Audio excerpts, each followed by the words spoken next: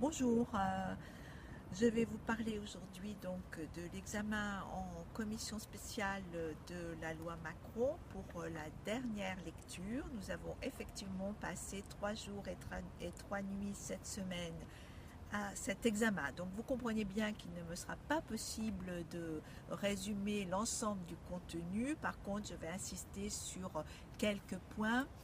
Donc cette loi détricote le code de l'environnement. On ne sait pas trop comment puisque cela se fera par ordonnance. Nous aurions bien souhaité savoir quels en seraient les points principaux. Ça n'a pas été possible. Et bon, nous le regrettons naturellement.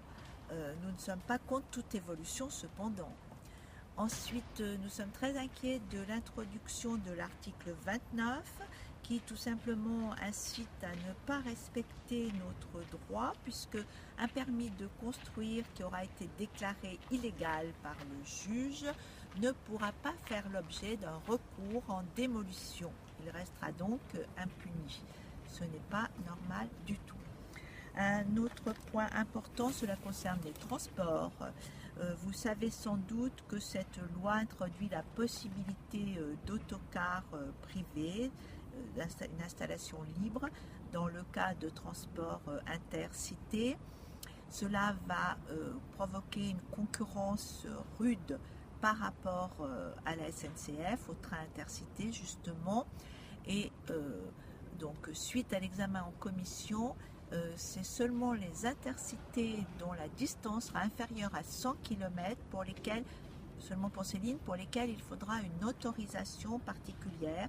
Au-dessus de 100 km, donc les lignes de bus pourront s'installer tout à fait librement. Nous le regrettons parce que ça va beaucoup concurrencer les trains intercités. Le Sénat avait porté cette distance à 200 km, ce qui était nettement moins violent pour la SNCF selon ses propres dires.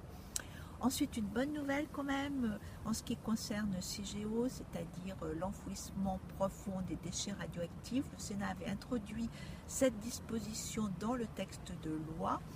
C'était complètement un cavalier législatif. D'ailleurs, cela a été supprimé en commission.